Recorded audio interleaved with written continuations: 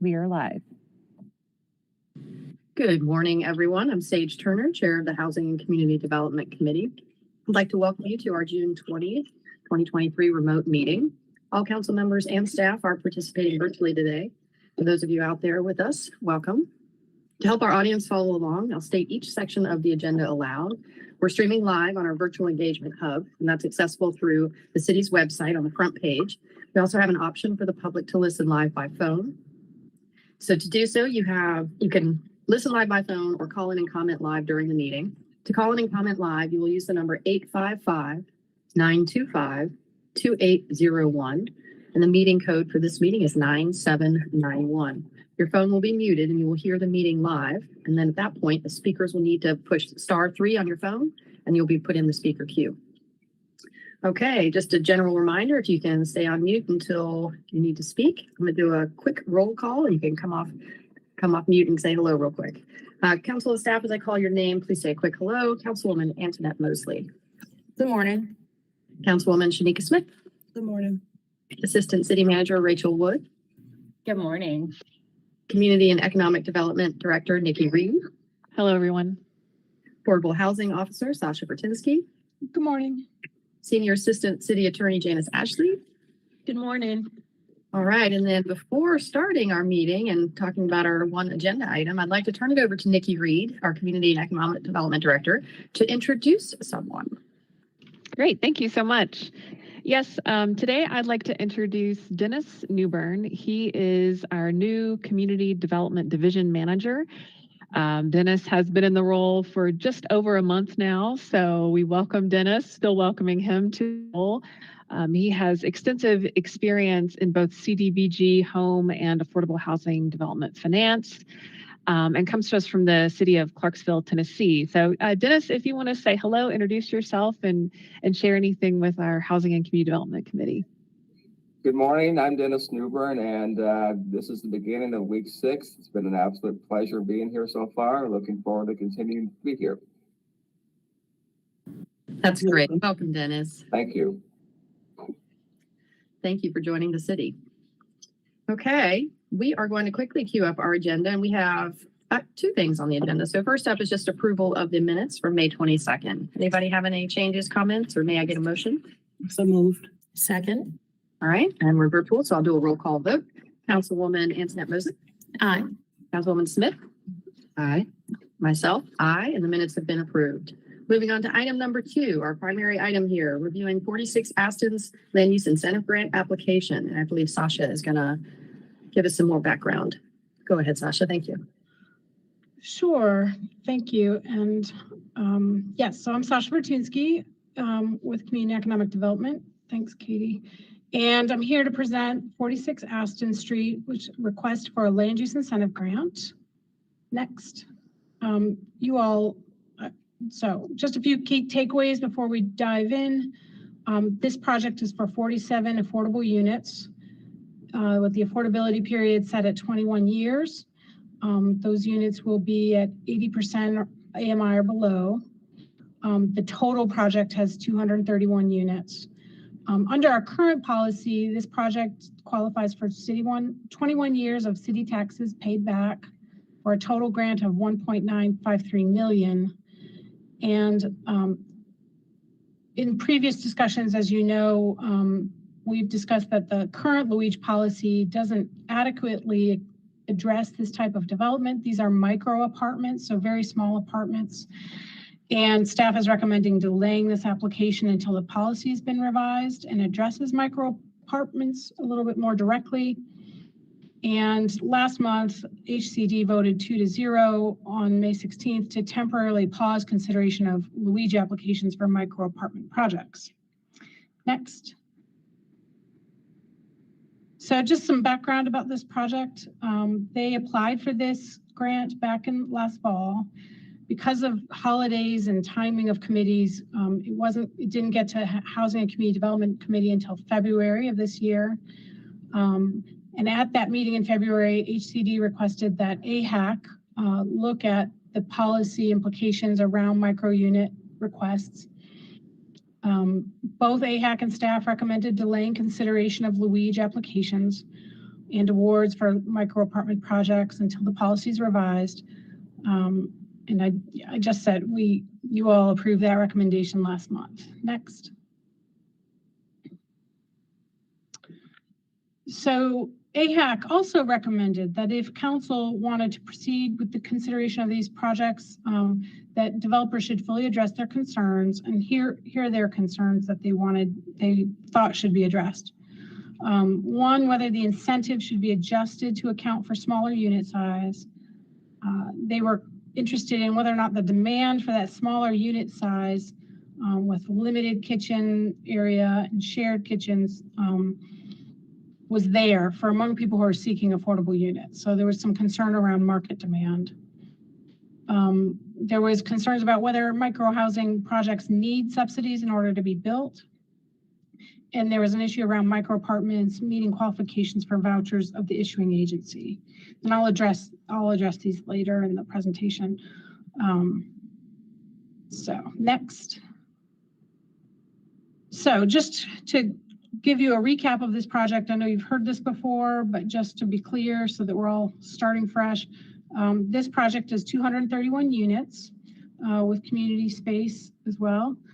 One of the requirements for the land use incentive grant is around how much percentage of rentable square footage is residential, and this is 100% of all rentable square footage is residential. Of the 231 units, 47 rental apartments or 20% would be affordable, serving households at or below 80% AMI for a minimum of 21 years. And we're matching that affordability period with the grant period. And then the project is on 0.47 acres on Aston Street. They are estimating the taxable value after construction at $24 million. And all units in the buildings are micro units and studios. So it's not like the affordable units are smaller than the other units. Next. So here's the location. You'll see Cox there at the left of the site, and just up the street from here is you can see the green roof of our transit center. So it's very close to our transit center, which is partly why this project qualifies for so many points. Projects that you get more points for just being in the CBD because it's so difficult and expensive to develop in our central business district. Next. And here's an exterior rendering of one of the buildings. I guess it's both buildings, but you see the one building in the foreground and a second building in the background there. Next. So here's a summary of the points that this project earns. Meeting that baseline of 20% units affordable gets you 20 points. That's the baseline to even get into the program. 10% of all units accepting rental assistance is another 10 points. And again, as I was saying, the location really is the big earner here. Being in the CBD, being very close to a half-hour transit stop, in a job center, and close to the transit center itself, it also gets you points. They are willing to do energy efficiency or Energy Star for 5 points, green building certification and universal design in 20% of the units. And then total points is 105 points or 21 years of taxes granted. Next. So currently the two parcels that are there, 0.47 acres, have a current tax value at $921,000, and they're paying around $3,000, close to $3,200 annually in city taxes. Under the estimated tax value of $24 million, the annual property tax would be approximately $96,000 or close to $97,000, and then the difference is $93,000, which would be granted back to the property owner annually after they pay taxes for 21 years. Next. So when we multiply that 93,000 times 21, we get to 1.953 million. And then we divide that by the number of units, which gets you a per unit subsidy of $41,566 per unit. This is under our $80,000 limit in the policy. And then after year 21, the city would receive the full taxes back. So, and then again, just to be clear, because the policy lets you get 21 years, but it says 20 years of affordability, we need those to match. You can't have an affordability period shorter than the amount of time you're getting money back. So they've agreed to 21 years on both counts. Next. So just to be clear with staff's recommendation, our recommendation around delaying the decision on this Luigi for 46 Aston is not a reflection on the quality of this project. This is a good project. It's well located. It's, without having to have a car and being close to transit and being downtown, it is more sustainable. There's no, I feel strongly as a planner, I feel strongly about that, and I'm clear on that. But for the other reasons we've outlined, the role of land use incentive grants are to subsidize the affordability of the portion of the units and not necessarily to be that kind of breaking thing, whether or not a project gets built. To address the issue with vouchers, the developer has confirmed with the Housing Authority and the Veterans Administration that these units would qualify for vouchers. And then according to the HUD voucher handbook on special unit types, these units are not categorized as single room occupancy, which was an issue raised by AHAC. So they're categorized as efficiencies or studios instead. So that means that the rent, basically what that means is the rental category is not, or the rents that they can ask for would be efficiency or studio rents. Under HUD guidelines, single room occupancy rents are 75% of efficiency rents. So, but they don't qualify for that. So that's been addressed. And then there are a few concerns that AHAC raised that haven't been addressed. The market demand for these units by people who need affordable housing, it's not clear. And on the other hand, there could be, great demand. We're just not entirely sure. Whether or not the subsidies are needed for the rents to be affordable, and whether the incentive should be a lower amount due to the smaller unit sizes. Next. So these are pros and cons of following the staff recommendation, just to be clear. So the Luigi policy was not developed with this type of development in mind and doesn't address some of the issues it brings up, like smaller units, limited kitchens, and the amount of incentive granted. Delaying the consideration of the Luigi would give time for the policy to be revised in a more holistic way and give City Council more information to consider about these types of projects. And then with more time and input, and we also have an affordable housing plan coming. We're hoping to start in August with that plan. A consulting firm, we're in a selection process right now. The city, that they can bring some expertise to kind of inform some of these decisions. And I'll leave it at that. And then a con of following the staff recommendation is, a delay in a decision for this project, reduces the developer's certainty around subsidies for affordable units. Next. So if you delay consideration, or if council delays consideration of this project for Luigi, there's no fiscal impact. But if it is granted, the fiscal impact is that $93,000 a year for 21 years being granted back for a total of $1.953 million. And that's pretty much it. There's some more language here, but we set a budget every year for our land use incentive grants. So we are planning in the future for what that looks like. Next. So our staff recommendation is because Luigi guidelines and standards do not currently address this type of project, we're recommending that City Council delay consideration of this application until the policy has been revised and addresses micro apartments. Next. And then I think these are just the key takeaways I went over at the beginning, and that concludes my presentation. Happy to take any questions. David Moritz and Scott Shapiro are both here also to speak with you. Thank you, Sasha. Appreciate the run through and all the background. Councilwoman Mosley and I were in a meeting with this already, and Councilwoman Smith, you were not able to attend. I'm curious if we might just look to you if you have any questions or comments first. I don't have any comments. I did have a question about the difference between the value of a single room occupancy and the value of a efficiency studio. You said something about 75% of one or the other. I didn't get that part. I'm sorry, yeah, and so basically HUD has a rent schedule, and we've just released that a few weeks ago based on the area median incomes, right? So we have rents for efficiencies, 1 bedroom, 2 bedroom, 3 bedroom, 4 bedroom. We don't have any rent from HUD that says what a micro apartment would go for, which has been kind of our concern.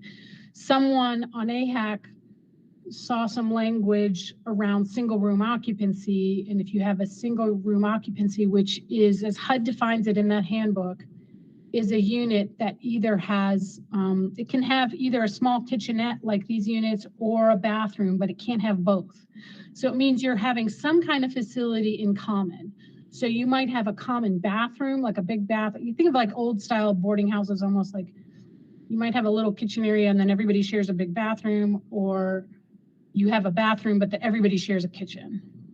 So HUD, in that handbook, HUD outlines that if you have both of those things, which these units do, they both have, you have your own private bathroom, and you also have a small kitchenette, meaning a microwave, sink, and I suppose you could add some other appliances if you want. So under those HUD guidelines, it does not meet a single room occupancy unit. And so HUD is saying that if you had a single room occupancy, the rent you can charge is 75% of an efficiency unit or a studio unit. So I'm sorry if I confused you all.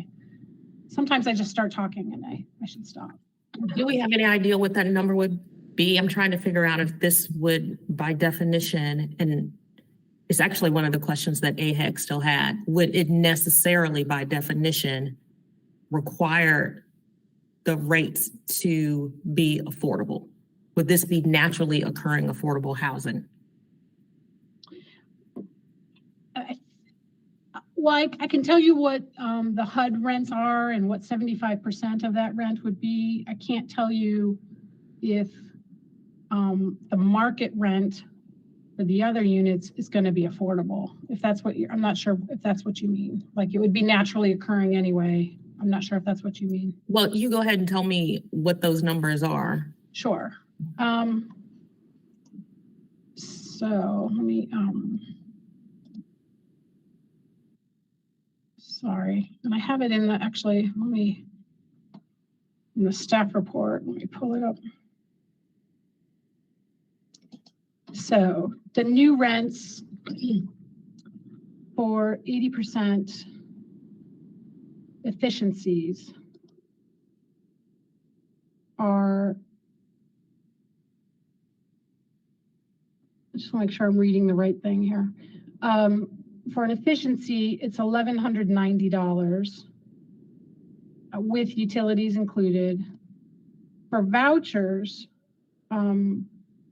the maximum rent for efficiency or studio is $1,397, and that's for 60% very low income folks. So let me see. So the 80% rent at 75% would be $893. So that's. Okay, thank you. And that would have included utilities, I guess, 893. Yeah. Okay. Councilwoman Smith, did that answer your question? Or, Yeah. Okay. So one of the things said was, the affordability period can't be shorter than the term of forgiveness, but or abatement.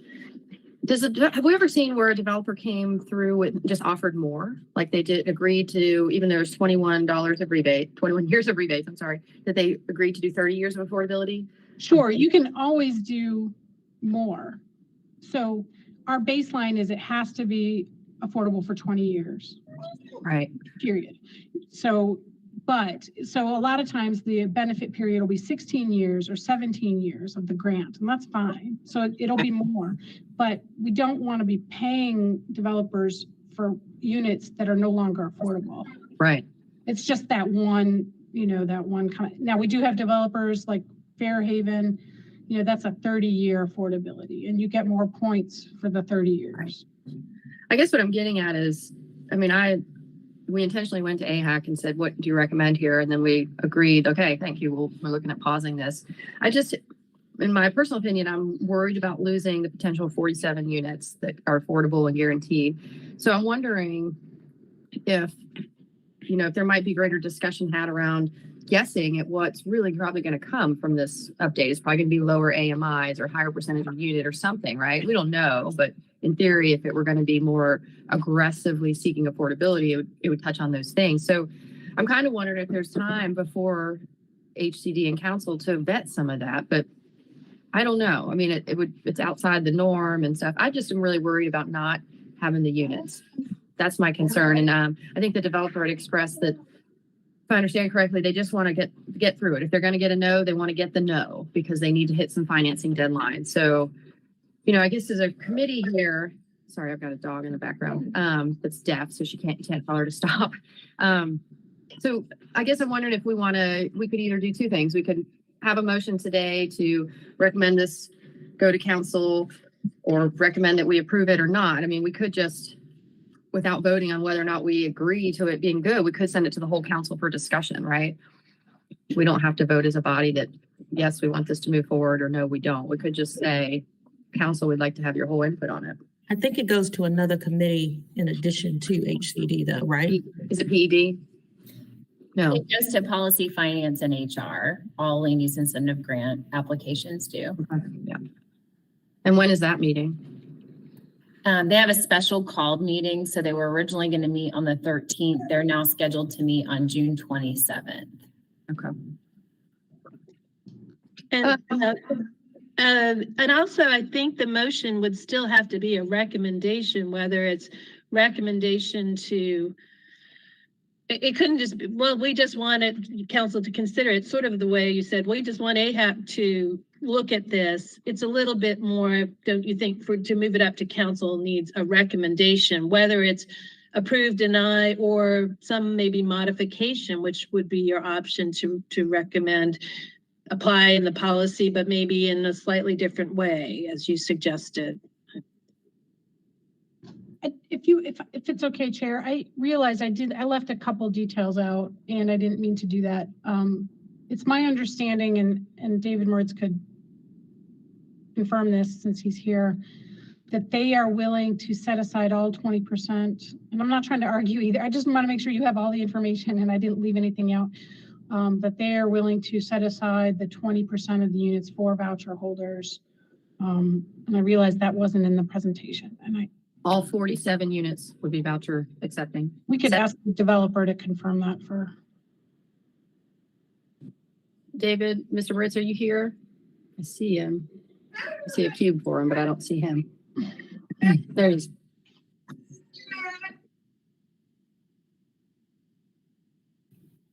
While we wait on him, so the thing that always gets me in this regard is we've just heard that technically the amount for the voucher is more than the rental rates. Anyway, of course, you couldn't charge more for the voucher holders, but I'm still trying to figure out why that would necessarily need to be incentivized, because it's incentivized on its own. Does that question make sense to anyone but me? I mean, if he just agreed to do the voucher accepting, it's naturally affordable. I mean, are you thinking that by the market rate, it might just naturally be affordable? That's what your concern is? The way I'm understanding it is that the voucher is more than the value of the space. That's my point. That happens often though, right? That's not specific to this project. It shouldn't happen. Oh, it does. It does. Which gets us to the philosophical question then. If the voucher is more than the rental rate, does it require a subsidy from us in the first place? That's part of the things I mean by naturally occurring. Because if according to the policy, the goal of the policy isn't to necessarily help something get built, it is to subsidize the affordability. But if the affordability is there without the subsidy, then is the subsidy needed? That was the question I believe that AHEC struggled with as well. Because then it becomes, would you prefer to have the tax dollars and perhaps those tax dollars go into the housing trust fund? Hence why we were putting a pause on all applications until there could be specific guidelines related to micro units, because I believe the answer is we don't know. Yeah, and I hear that. I guess, and my concern is just why lose these units while we try and figure that out? I feel like that was the onus was maybe on us to have this policy ahead of these applications. I don't know. I can understand why the developer wants to move forward and get their yes or no. Because they make, yeah. I'm back on the call. Okay. Yeah, can so there hear was a me. question to you about the all 20% of the units being set aside for voucher holders. Could you speak to that? Yeah, it's something we proposed at the first meeting, and it's something that we're willing to do. We think that vouchers are important. I mean, taking a step back, we think affordable housing is one of the most important issues facing the city today, and it's going to continue to be the most important issue facing the city in the next 10, 20 years, because housing is one of the things that other issues flow from the lack of housing. When people don't have safe housing or secure housing, you also get more other societal problems. And we chose to build micro apartments downtown because we felt it's one of the greatest solutions to affordable housing and solving the affordable housing crisis by offering cost-effective urban living options that provide sustainability, community interaction, and flexible lifestyle. These are things that make micro apartments downtown very attractive to renters. And my business partner, Scott Shapiro, has built over 10 of these, 2 of which have been recently built in Nashville, Tennessee, and they're very popular. And the rents in the Nashville units are between $1,200 to $1,400 a month. And we don't know exactly what the rents will be in Asheville. Costs have been going up significantly. But, you know, I think the reason for the affordable Luigi grant and the voucher program is to dedicate a certain number of units to be affordable for the next 21 years. And nobody knows what could happen 5 years from now. And I think one of the most important thing the city can do is to lock those units in for the next 20 years. And I think particularly the vouchers, and I met with the VA recently, and I'm going to ask him to speak if we do go to city council, and that he thought these would be very attractive to the VA voucher users because 90% of them don't have vehicles. So making it walkable and downtown, I think this is going to be incredibly attractive to voucher users. And also currently the wait list for vouchers is terribly long. I met a man the other day right at Aston Street. I was there, I happened to be there, and he lives at Maple Crest, and he applied for a unit in 2018. And now he lives there in a 1-bedroom by himself. He's 59 years old. He walks with a cane. He had walked up to Aston to be downtown with his cane. And he pays $300 in rent, which is actually paid for by his son and his church. And it's those kind of people that I think we're trying to assist with the program, because I don't, the this voucher program, I think, is the main key to allocating units. And there are people who don't have cars that I think will find this incredibly attractive. So we're trying to try something new. It's an option for people to live downtown affordably. And one thing I want to bring in mind with the Luigi grant, the amount comes to $165 a month per voucher unit. So that's the amount of the grant. It's $165 per unit. So, you know, my personal opinion is that's a very good use of funds to dedicate 47 apartments affordable. And in this case, for vouchers, it will cost the city $165 per month. So I appreciate you guys or the committee to review this. And if you have any other questions, I'd be happy to answer them. Thank you, Mr. Ritz. Councilwoman, any other questions or comments? Anything you just heard?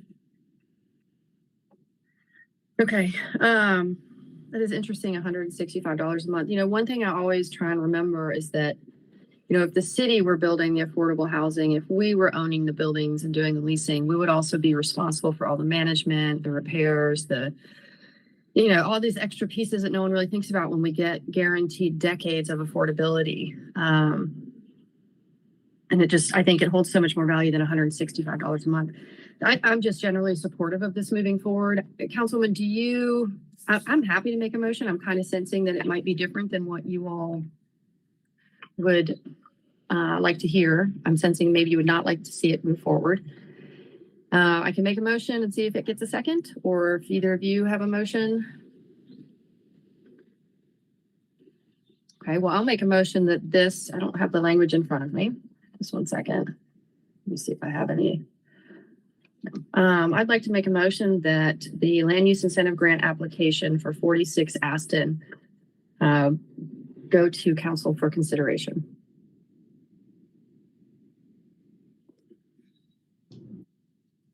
And go ahead, Sasha. Chair Turner, I think the question, I think it is moving, or I believe, I'm going to look at Assistant City Manager. Rachel.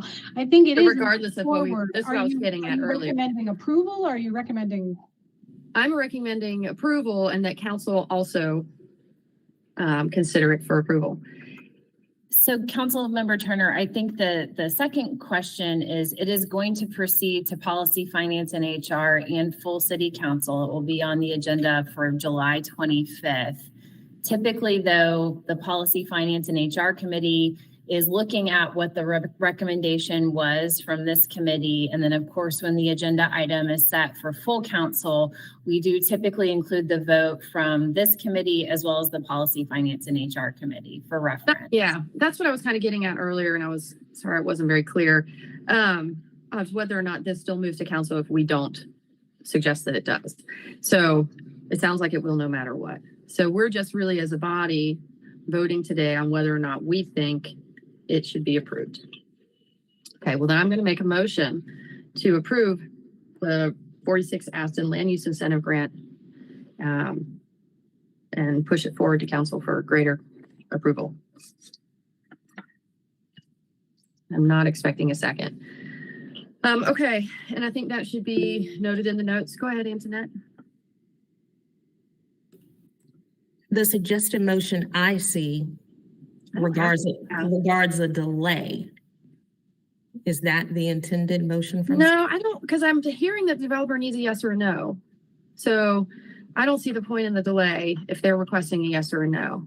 That just probably makes their project even harder to move or do anything with. I mean, if they're going to not do the project, they need to know. If this is going to make or break it, they need to know, I guess. That's what I'm hearing. So yeah, I'm seeing a nod.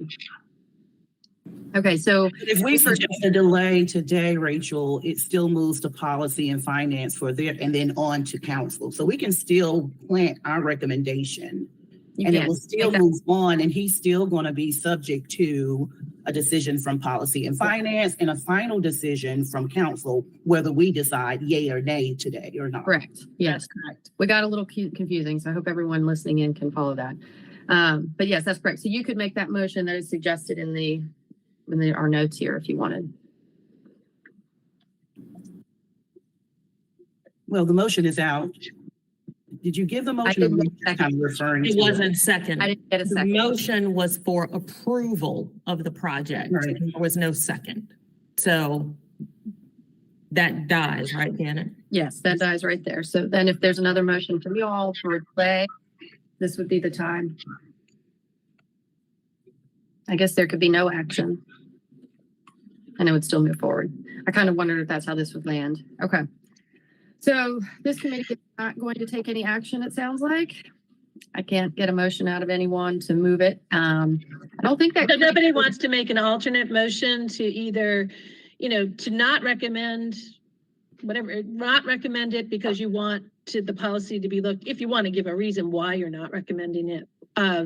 Just to give some, everybody can read the meeting minutes, but if it says no recommendation, then everybody's going to have to say, well, why did they do that? So I don't know if there can be a motion that makes it more clear why there'd be no action or.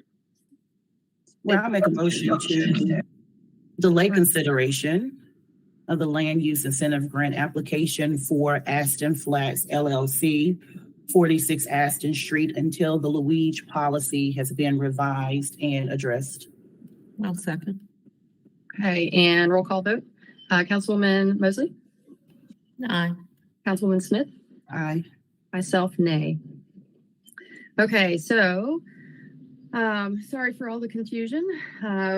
We will move this, I guess, application will go to policy and finance and then ultimately to council. And that is our only agenda item of significance today. So we have public comment next. Do we have anybody that is on the line? One moment, I will check right now.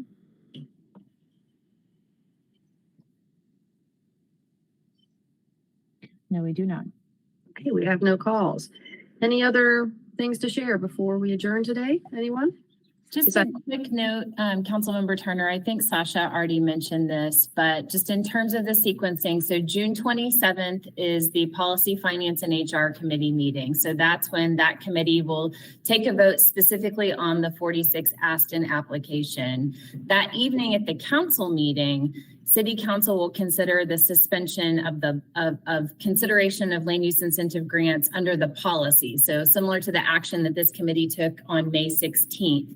And then following up with that, at the July 25th meeting, which is the next meeting of the City Council, that's where the City Council will consider the application for the 46 Aston project. Okay, that's very helpful. Thank you. Okay. So is the same presentation that was given to us today going to be given to policy and finance with the recommendation of delay? Correct. Okay, everybody clear on that? And what happens next? Okay. That is our only agenda item today. Dennis, I hope we welcomed you. We're not normally this confusing, but we hope you were able to follow along, and welcome to the city. Thank you. Followed just fine. Okay, great. Thank you. All right, everyone. That is it for today. Thank you for your time, and we are adjourned.